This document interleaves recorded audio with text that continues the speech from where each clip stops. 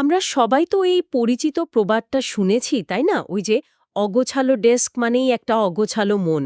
কিন্তু আমরা যদি একবার ভাবি যে সকালে অফিসে ঢোকার সময় গেটের দারোয়ানের পেছনের দেওয়ালটা পরিষ্কার কিনা, সেটার উপর আমাদের সারাদিনের কাজের ফোকাস নির্ভর করতে পারে। ব্যাপারটা বেশ অদ্ভুত শোনাচ্ছে, তাই না? হ্যাঁ, মানে প্রথম শুনলে একটু অবাকই লাগে। আজকে আমরা নীরজ কুমার ভর্মার একটা এইচআর এবং লিগ্যাল নোট নিয়ে গভীরভাবে আলোচনা করব। আর ঠিক এই চমকপ্রদ ব্যাপারটা নিয়েই কথা বলবো। একদমই তাই। আমরা আজ দেখব পরিষ্কার পরিচ্ছন্নতা মানে শুধু চোখে দেখার বিষয় নয়। এটা আসলে সরাসরি আমাদের ব্রেন আর কাজের মানের সাথে কিভাবে জুড়ে আছে। ঠিক, আমরা সাধারণত ভাবি যে নিজের কাজের জায়গাটা গোছানো থাকলেই তো হলো। কিন্তু এই গবেষণামূলক নোটটা ঘাঁটলে বোঝা যায় ব্যাপারটা মোটেও এত সহজ নয়। চারপাশের পরিবেশ আমাদের মনস্তত্ত্বকে এমনভাবে নিয়ন্ত্রণ করে যা আমরা অনেক সময় টেরই পাই না। তো এই জায়গাটাতেই আমার একটা বড় খটকা লেগেছে। মানে বসের ডেস্ক বা কনফারেন্স রুম পরিষ্কার রাখার ব্যাপারটা তো বেশ লজিক্যাল। কিন্তু এই নোটে দেখছি মূল অফিসের ভেতরটা ছেড়ে হঠাৎ ওই গেটের পরিষ্কারতা আর সিকিউরিটি গার্ডদের নিয়ে এত জোর দেওয়া হচ্ছে। কেন বলুন তো? এর একটা খুব সুন্দর মনস্তাত্ত্বিক ব্যাখ্যা আছে। কেনন আমাদের ব্রেন সবসময় চারপাশ থেকে সিগন্যাল খোঁজে। একে বলা যায় সাইকোলজিক্যাল প্রাইমিং বা মনস্তাত্ত্বিক প্রস্তুতি। Psychological priming? মানে বিষয়টা ঠিক কীরকম? ধরুন, আপনি যখন একটা পরিষ্কার আর সুন্দর গোছানো গেট দিয়ে ভেতরে ঢোকেন, আপনার অবচেতন মন সাথে সাথে একটা বার্তা পায় যে এখানে নিয়ম মানা হয় বা এখানে কাজ ঠিকঠাক হয়। ও আচ্ছা, বুঝতে পেরেছি।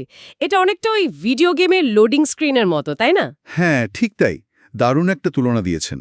মানে গেম শুরু হওয়ার আগে লোডিং স্ক্রিন দেখে যেমন বোঝা যায় গেমটার গ্রাফিক্স বা ভাইব কেমন হবে, অফিসের গেটটাও ঠিক সেরকম একটা ইমপ্রেশন তৈরি করে, বইয়ের প্রচ্ছদের মতো আর কি।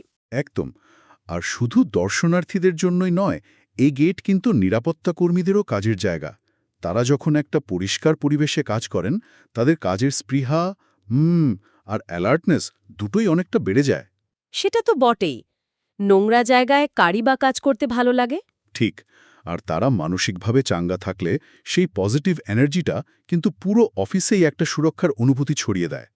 আচ্ছা, তার মানে এই সাইকোলজিক্যাল প্রাইমিং এত বড় একটা ইম্প্যাক্ট ফেলে? কিন্তু এর মানে কি এই যে কোম্পানিকে এখন লাখ লাখ টাকা খরচ করে ইন্টেরিয়র ডিজাইন করতে হবে? না, না, একদমই লাখ লাখ টাকার দরকার নেই। নীরজ বর্মার নোটটিতে খুব সাধারণ কিন্তু ইফেক্টিভ উপায়ের কথা বলা হয়েছে। যেমন ধরুন কি কি উপায়ের কথা বলা হয়েছে ওখানে? যেমন ধরুন, শুধু সঠিক জায়গায় ডাস্টবিন রাখা বা সেটা নিয়মিত খালি করা আর কিছু গাছপালা লাগানো। কিন্তু এর পেছনের বিজ্ঞানটা হলো আসল। বিজ্ঞানটা কি?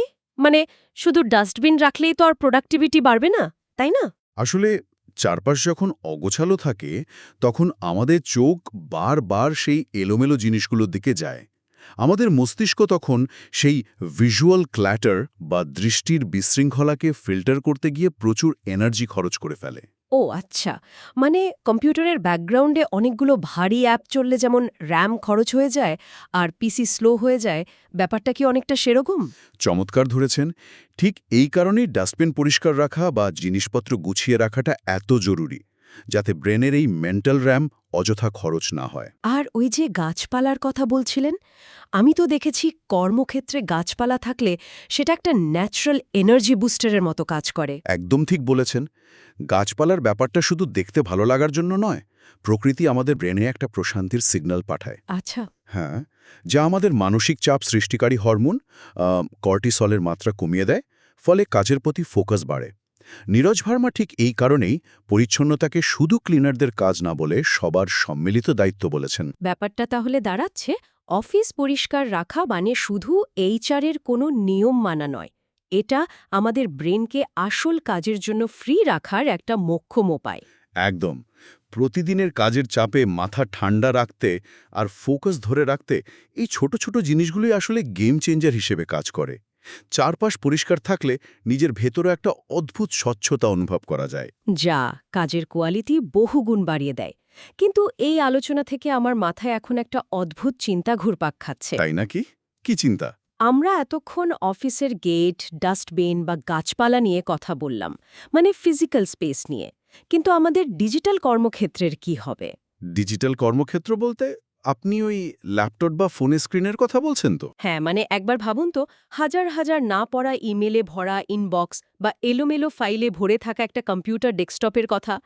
চারপাশে জিনিসপত্র অগোছালো থাকলে যদি ব্রেনের র্যাম এত খরচ হয়, তাহলে প্রতিদিন স্ক্রিনের দিকে তাকিয়ে এই যে ডিজিটাল বিশৃঙ্খলা আমরা দেখি, সেটা আমাদের মনোযোগ আর দক্ষতার ওপর নীরবে কতটা মারাত্মক প্রভাব ফেলছে।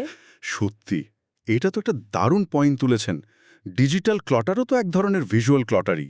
ঠিক তাই। এই ব্যাপারটা কিন্তু সত্যি ভেবে দেখার মতো। হয়তো আমাদের ফিজিক্যাল ডেস্কের সাথে সাথে ভার্চুয়াল ডেস্কটপ পরিষ্কার করার সময় এসেছে।